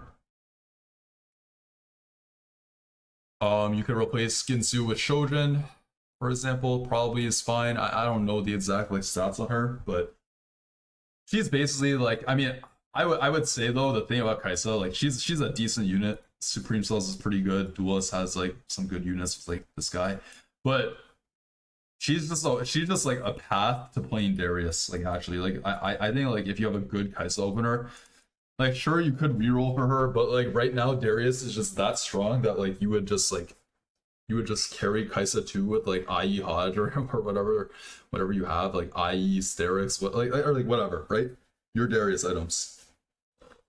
Just put your IEs and all that stuff on Kaisa, and you move them to Darius when you find Darius because Darius is just too strong. So like so like that being said, once you make it to the Darius cap board and you move all your carry items to Darius, like you can still you can still go for Kaisa 3. If you put something like Shojin like Red Last Whisper, she'll still do good damage. She'll apply the Supreme Cell execute pretty well. She'll apply anti-heal and sunder pretty well. So like, and she'll do good damage. Like she'll do like a decent amount. So it's definitely like worth considering chasing Kaisa 3 if you're like in a really high roll spot and you can afford to like you know go for everything. Otherwise, she's like just like a decent unit. I think she's like kind of hard to play around otherwise, like as like an item holder. Just because her traits are kind of weird. Like for example, like if you're playing towards Star Guardian, you'd probably prefer Zaya a lot of time. If you're playing towards like, I mean, you're never really playing towards Supreme Cells unless it's Darius, in which case we talked about that case. So yeah. Um, Katarina, I've seen like some Katarinas pop up. I've never seen it like win. Like Katarina 3, like reroll. I'm not gonna lie, I don't really like know much about Katarina. I haven't played a single Katarina 3 game, but I've seen her do okay. And obviously she's an executioner, so like Hodge is gonna be really good. Guardbreaker is gonna be really good. I feel like she's like probably an Edge of Night unit low key because like she has no way to like survive other than her own healing. So I think Edge of Night might be pretty good. But you really want pure damage on her, like Death Cap, for example, this type of stuff. Because you need her just one tap. If you ever get onto the backline, you need her to one tap them. Okay, Kabuko, it's just like a. Okay, let me say this. I think Kabuko is like a really bad unit. If you're just playing him as a Aatrox Kabuko, like I've had games where I had Kabuko too, like in stage 2, and it just feels so weak. Like it's simply just so weak. And like the reason for that is because number one, he's a mentor, so he's buffing your whole team, and number two, he upgrades when you play 4 of them, right? So like that's why he's weak, so it makes sense. Like other than that, he's a pretty weak unit, but that being said, like him himself, he's weak. He doesn't have a great effect. I mean, he literally just shields himself and stuns them. So like, I guess you could put him in front of their melee carries if someone has like a Viego or Udyr or a Darius. But otherwise he's just a trade bot. He's just like a +1 that's like usually okay. Like for example, if you're playing the GP opener, like I was saying earlier, you could play Kabuko, and it's pretty good because it gives durability to all your important guys, right? So yeah. Um Lux is just a trade bot. I mean, I have never seen Lux 3 do well except when some like I saw somebody naturals Lux 3 while going 8 and then they like just played Star Guardian, like not or Soul Fighter, 8 Soul Fighter, and then yeah, it's good. But otherwise, like she's a trade bot. I mean, she can hold your Gwen items. I think she's like a fairly decent unit. Like she got buffed. I can't tell you how many times they buffed her in PvE, but she got buffed a fuck ton. So she is a pretty decent, okay item holder, I guess. Your AD items are gonna go on on Callista. So like if you have like 3-item Callista and you put like red or Morello on her, that's like the use, I guess. Otherwise, she's a trade bot. Rakan, also a trade bot. I mean, I haven't. The only time I've seen him rerolled is either with like Zaya with like the double the double thingy, the double anomaly, double power up. Sorry, where they have like the team up one, but I don't even think that one's that good to be honest. And like the only other time is like you play him in Janna reroll, you could like 3-star him there. You could also play him in the Prodigy comp I said earlier, like the 5 Battle Academia, 5 Prodigy. Otherwise, he's just a trade bot, man. I mean, Rakan 3 is like okay. He's like fine. I mean, not much to say there. Shen is also a trade bot. This unit is like a really terrible tank, like really, really bad. I mean, honestly, when you're playing the crew and you have like 4 or 5 the crew in, he has a lot of HP and like then he becomes pretty bulky. But if you're playing like a reroll, Zaya, for example, he's just a bad tank. He's a terrible tank because like look, his ability is like a small, relatively small shield, and then he like some of it is he just does damage. Like you don't want your tank to be doing damage. You don't need that. And it's also like an edge lord, which is just weird. So like he's just a true trick bot, man. I mean, like for example, if you're playing Rel 2 Zaya, you have these 3 units and you have Rel 2, Shen 2, like I would put my money on Rel 2 any day of the week for tank items. It's just not close. Like Shen is just not tanky. So yeah. Vi is also a trait bot, played in 6 Juggernaut, right?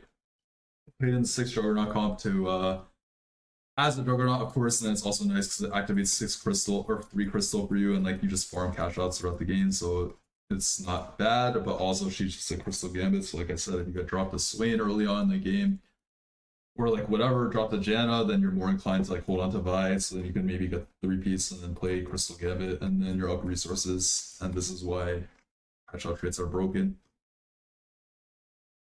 I don't know why I just said that. That was a bit of a rant anyway. Zaya, also relatively trait body. I mean, I think she has potential to be rerolled, but like you have to be so high roll to play it. I think, like you need so much to make it work. Like so many copies early, hit really fast, really good items, really good augments. If you have all of these, like you can make it work. But I would only be playing Zaya reroll from Giga high tempo. I think my vision of her abyss is like something like Ginsu double Kraken. Similar to Ashe, Ginsu Kraken Gunblade. Ginsu Kraken, I mean Deathblade's like like whatever, it's fine. Ginsu Kraken Guardbreaker. Guardbreaker is really good on her. So these things are what I imagine to be her abyss, and then the board I play her with is like just like 6 Bastion, and then add in Star Guardians.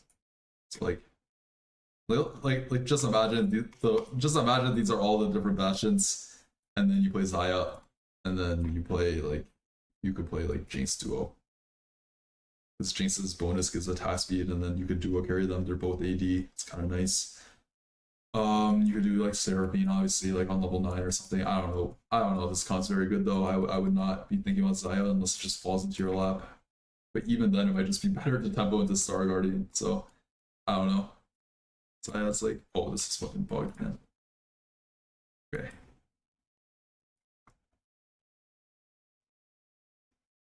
I'm on mute. Is he still playing outside right now? No. Okay, last unit Zin's out. I think this unit is like a solid tank. That's my perception of him. I think he's like quite good, like quite solid. Like even at 1-star in stage 2, you put a tank item or 2 on him, you activate Bastion. Like he can be pretty good. I would say Xin Zhao 2 is like often better than most of the. Like he's better than Shen 1. Like Xin Zhao 1's better than Shen 1. I think he's better than Rel 1. I think he's better than Garen 1. Like I'm pretty confident in that. Like he just has a solid spell. Like heal and then get effectively a 40% damage reduction from like the enemy backline is like really good, right? So I definitely think he's like a solid unit. He's like an easy way to play towards soul fighters as well. He's like if you have like that type of opener. He's just a strong guy to have on your team. So that's Xin Zhao, yeah. That's just Xin Zhao.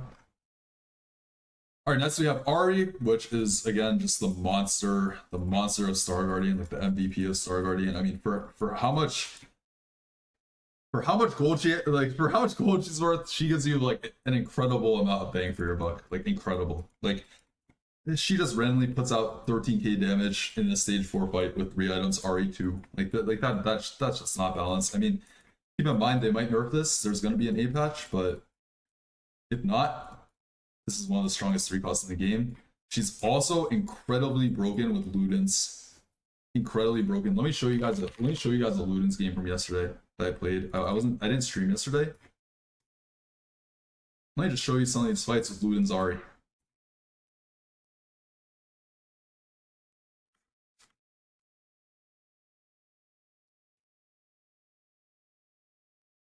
Six sorcerer. First cast kills Cassante. Okay, that wasn't a big overkill. All good. Next thing, this Braum is like 1 HP right in front of me, and the whole board's gone. And then just wait, that's an RE2. That's an RE2, by the way. Well, watch this fight. This fight's hilarious as well. Because like I just killed I killed the shitter, and this was even when it wasn't shredded. I just killed the shitter Aatrox. It crit. And then it does this damage plus the 6 sorcerer like bonus damage to all of them. And then I mean, what else did I kill?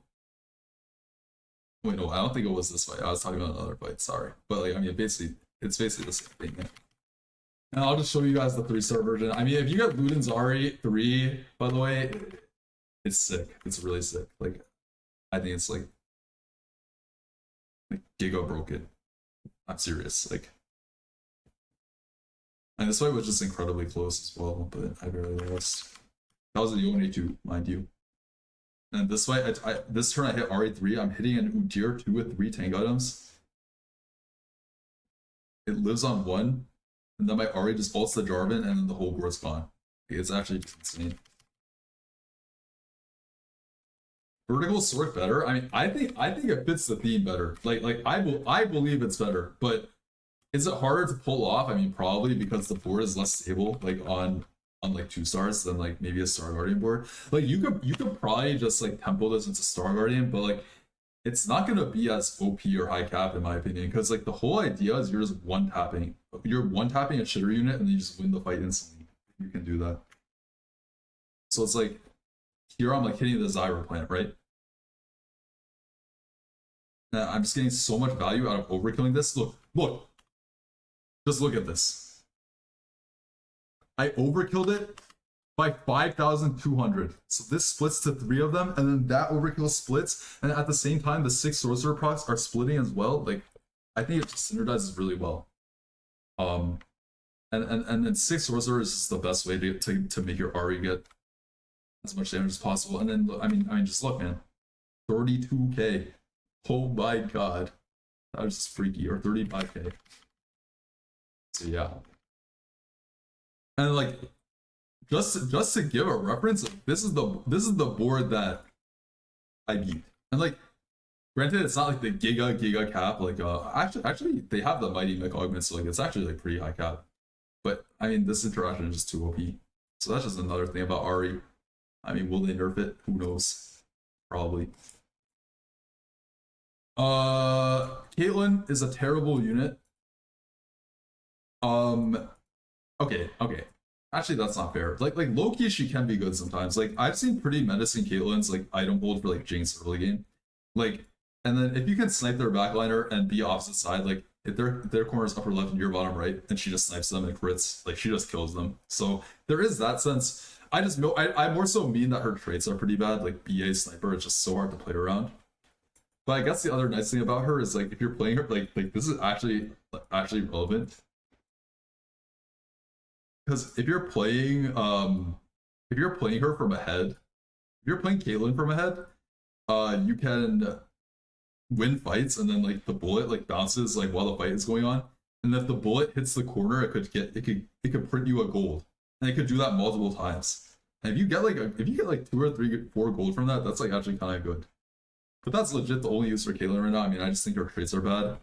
But I think she's a unit that will shine like when her traits get buffed. Inevitably, I mean, Sniper and BA are just such non-factors right now. So she will be good at some point, I bet. Darius is just not much to say about this guy. I mean, so fucking strong. It's just too strong. I mean, 60% damage against tanks. Not really sure how that got through. Not really sure how that got through playtests, but it is what it is. As I kind of touched on earlier, you must go IE Hodge. Like you have to. And then third item is flexible. I didn't steroids is probably the best. Let's go full damage on him. He's tanky enough. In terms of the board that you play, like there's like debates about it. I've seen different things work, different things succeed. I'm a believer that like your default is just 4 heavyweight, 4 supreme. That I'm a believer in that. And my reasoning for that is number one is if you hit the Darius anomaly where it's like hunger for power, like the one where he like eats like eats the unit next to him and gains its stats. It's actually kind of good to have 4 heavyweight then, because like you just have a unit next to you have a heavyweight next to him that has like a lot of HP, a lot of AD, right? Like that's like pretty good. So that's one thing. The other thing is like the alternative is 4 mentor, which I believe can be good if you have the right setup. But like low key, I would just play super. I would only play 4 mentor if like I could go for like Udyr 3, Yasuo 3 as well. Because otherwise, this comp is all about Darius 1v9000. Like it's literally Darius against the world. And like he can do it. So in my opinion, you should just invest everything into him. That's my take on it. But that being said, if you are able to like hit Yasuo 3, Udyr 3, and like have them like duo carry with him, then I think like 4 mentor is like a good package. I mean, like I said, the utility that the 4 mentor provides is pretty solid. Provides backline access to the Yasuo, anti-heal, backline stun with Kabuko. It's good. The units themselves are all solid. So yeah, Darius is I think this like might be the most oppressive unit in the game right now, or it's at least up there. Yeah. Anyway, Jace is terrible, like truly a failure in both traits. Like he just doesn't do anything. Like his spell. Like just think about it this way. Think about it this way. His spell is pure damage. Darius's spell heals him, does 60% more against tanks, and resets. If you compare him to Darius, it's just so bad. And like this reflects in the damage charts as well. So like I'm not just saying this for fun. Like I've seen so many Jace 3s with good items and they're just really underwhelming. So like very rare that this is worth chasing. I mean, I've never really seen anybody like invest in him in vertical BA either. I just don't think he's good. He's very undertuned. Next we have Lulu, which is like pretty interesting. I'd say Kog'Maw and Smolder are viable.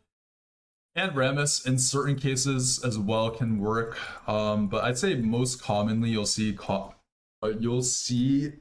and Smolder in like 6 juggernaut setups or like 6 Bastion setups, like something like that. Why does Kabuko hit backline? Oh, it's because when you have 4 mentor in, the spells upgrade. Mentors gain all bonuses and upgrade their abilities. And Kabuko's upgrades into like a 4 hex shockwave that shoots that 4 hexes away from him. So if he's here, he can hit the corner. Here, vice versa. No problem. So yeah, Lulu. So there's Smolder and there's Kog'Maw. I feel like the good way to play them is with Juggernauts. It's just like a cheap and easy frontline to hit. And stabilize around Udyr 2 and then whatever 2. Seen Kog'Maw played with. I've seen Kog'Maw play with the Nico hero augment, like vertical protectors. Not bad either. I've seen him play with Bastions before. Again, Bastions are a bit underwhelming in my opinion, but can work, I guess. So really, any of those 6-piece front lines, right? I would stay away from heavyweight. Heavyweight is just not great. Although I guess you could reroll him with like Darius, but I don't think that is the way to go. Smolder Abyss, in my opinion, is like it's pretty flexible, I think. I mean, you could go like Shojin, IE Guard, you could go Shojin, IE Gunblade, you could go Ginsu, Kraken, Gunblade, like all these things are fine. I think Gunblade is like pretty important though. Kog'Maw is similar to Automata Kog'Maw, if people remember that. So like Ginsu, Archangel, Gunblade. He's also good with Shojin, I heard, because he like autos a ton and gains attack speed from casting once he hits level 15. Keep in mind with Lulu though, like you need to find these units early so that they can level up, right? Because if you start playing them in stage 3, let's say you find your first copy in stage 3, you can't just reroll it from that spot because it takes so long for these units to level up. Like they have to participate. They get XP from A, participating in fights, and B, killing units. So both of these things take a lot of time, and they stack over time. In order to get a lot of value out of these units, you need them at level 15, level 30. Peace out. So, yeah. Lulu, that's it about Lulu. One other thing to note is Kog'Maw is like art. You can throw that out. I forgot that's it. Yeah, that's fine. It's just we're poking out. Lulu is or Kog'Maw is artifact king. He's really good with artifacts. The best artifacts on him, and actually, like I actually don't know for like I don't know this. I don't know statistically what the best are, but I think this has to be good based on his spell. Lichbane is probably okay, but not like insane. And then the Flicker Blade. Flicker Blade's really freaky as well. How come I don't see it here? This is really good too. I think these two are like premium. Outside of that, I mean, there's nothing like game breaking. Maybe Shiv is okay. Like I said, maybe Lichbane's okay. So yeah, he's really good with those with Wits End, and he's quite good with Wits End. And the other thing though, Flicker. Yeah, Flicker's very strong. I've had it before. Yeah, very, very good. Okay. So that's about Lulu. Rammus is like pretty niche. I mean, you could play him with like a Malzahar backline. Yeah, I don't really know much about Rammus. I can't lie. I played him a handful of times, and he's been pretty good. Like when I leveled him up, but I just don't know what like the staples are to play him with. Actually, that's a good segue because now there's Malzahar. So Malzahar is basically a trait bot. So keep in mind, Wraith is just a trash trait, so we're not really going to talk about that much. Prodigy is the one where you're often seeing him. Like I said, in the 5 Prodigy line, like he's a very viable holder of like these like Void Staffs and Morellos because he just applies it very well. Like his ability just spreads to multiple targets eventually. So he's a good holder, solid holder of these, and he's like a decent. I'd say like Malzahar 2, you know, with 4 or 5 Prodigy, pretty decent. You know, you put these 2 items on him, he'll give you like 4k a fight, maybe 3k, like 3k to 5k range depending. Malzahar really breaks the game when he has Blighting Jewel on him. This is like the Giga broken. Like if you see Blighting Jewel, you're forcing Malzahar if you take this item. It's really, really OP because of how his spell is like a tick spell, right? So you, with this, you want to like reroll him and try to 3-star him. And best way to play him, I think, like this, so like as I was saying, like you could play Rammus with him as the front line if you have like an early Rammus. If you don't have early Rammus, you could play like for like Protector front line. So like that's something like Nico, Recon. Because Sante is a Wraith, right? So like you activate Wraith for that in that sense, and then any other protector, so I guess like Janna or whatever, right? Yeah, Janna's fine. And then from there you just play the prodigies. So you can play Ezreal plus Yuumi. Where's Yuumi? Ezreal plus Yuumi, and you could duo carry the Yuumi, right? With 3BA. You could play Ezreal plus what's his name? You play Syndra plus Seraphine if you get like a Seraphine on 7 or something. Could do that as well. I think Yumi is probably like a more consistent unit than Seraphine though in general. And I will say once you make it to level 8, if you're gonna have these units on your board. It's like this is once you've 3-starred Malzahar. I'd say if you find a Seraphine, like it's just better than 4 Protector. Like I would just drop the Janna. And then just play Seraphine, and then maybe you could play like a Poppy instead of Rook. Like I don't know, like you could figure something out. But yeah, you're just tanking like Nico 3 or Cassante 2 in this comp. Blighting is just broken on mouse. It is really OP. It's like on a similar level to like the Ari Ludens, honestly. Senna is pretty much a trait bot. I haven't really seen her with items. I mean, she's a good anti-heal applier, I guess. Played in Mighty Mech, Mentor with Rise a lot. Played with Execution Release in, that type of stuff. Not much to say about her. I don't think she's like a strong unit, really. I don't put items on her. I mean, maybe that's a flaw, maybe that's not a good thing, but I don't think putting items on her is good, at least at this moment. Swain, pretty trait body. 3 traits. He has Crystal Gambit as well. Also a Bastion Sorcerer. Why did I just say Sorcerer? So yeah, I mean he's just a trait bot. I mean if you get him from like an orb in stage 1, usually a good idea to hold on to him to have the chance of getting like Crystal Gambit cash out. But otherwise he's pretty mid. Like I mean he's an okay unit. He ties in with some comps. Like he can tie in with like a Soul Fighter opener, right? He can tie in with Lux Zinzao. Just for example, like let's say you're just carrying Lust for whatever reason, he can tie in with Star Guardians, as I said earlier. Ari, this guy, right? You could reroll him. Like the game I played Swain Ari reroll, like he was like really strong, really tanky. So, but otherwise, I mean, he's just kind of mid. Udyr's like a really strong unit. Udyr kind of has it all. I think he has it all, like literally everything. Like he has really good early game. Like this is just a huge heal early. So that's really strong. He does decent damage. He's really tanky. He has multiple traits. He buffs your whole team. He scales really well with 4 Mentor. At 3-star, he's strong. So like this unit is just good. Like the list goes on. He can technically hold like carry items or tank items, but like I probably think tank items are a little better. So this unit's just like really strong, and like you rarely want to sell him early on because it can just lead into so many strong openers for you, into like so many different comps. It can lead into Juggernaut Ash, it can lead into Mentor, it could lead into Fast 9, Yone, Gwen, Volibear, you know, that stuff. So Diego, it's okay. He's okay.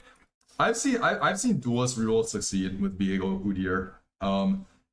In general, I view him as more of a trait body type. I mean, he does a good amount of damage. Like if you're playing him, like you remember the opener I said earlier with like these units, like the Mighty Mech opener, like GP, Nefiri. Then your next level, if you find a Viego for like you activate Soul Fighter and Duelist for the Gangplank, then like this Viego will randomly do like 2k, 3k a fight, even with no items sometimes. So he's like pretty solid. Otherwise, he's a trait bot. One interaction that's like particularly good on him is like range extending. So like these artifacts like snipers, rapid fire, this type of stuff, it's like pretty good on him because then he can just sit here and just auto attack, and yeah, he's just like pretty good with those. So if you get those, you can like very often like what you'll do is you'll item hold Viego. Because he has an AP carry, you can put your Gwen items on him, and then once you hit Gwen, you switch them over to Gwen because Gwen with snipers is even more broken. So yeah, because it just makes her a ranged unit. Her auto like hits everybody. So yeah, Gwen is good in that sense as well. Yasuo, pretty good all around, very solid unit, even standalone. Buffs your whole team. You activate Edgelord for him. He's a great item holder with pretty much any items.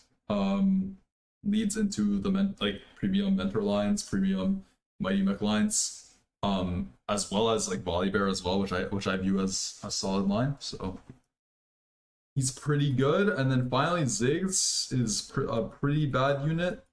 Um, I would rarely put items on this guy unless you have nothing else. The only time he shines is like in vertical crew, and even then, you remember I said like Sivir is like low key better. Or like not strictly better, but like kind of just as good. I guess kind of depends on the fight. But yeah, just not a great unit. Not really something you're looking to hold unless you're playing crew. Then he's good to hold on to because obviously you want 3-star him. He's like a decent holder of like utility. I mean, his spell is AOE and like he also like holds like Ginsu well. He holds attack speed well. So like items like Ginsu are fine on him. So yeah. I mean that's pretty much every unit, and like I think I was looking through like every comp. I think I really mentioned a lot of them. I might have missed like one or two, but hopefully that was insightful. Little cram session for you guys before the set begins. And obviously I could talk on and on about like pretty much every comp, but those are like condensed versions. So I'm sure like I said though, I'm gonna preface this by saying, or not preface, but I'm gonna like conclude this by saying like I'm not an expert on these comps yet, so like like the stuff I'm saying could be inaccurate, like in 2 or 3 weeks time, or even in a couple days time. But from my best analysis, having played a lot on PBE already, I think a lot of the stuff that I said was like pretty accurate and probably will help you if you keep this stuff in mind about the comps and everything. So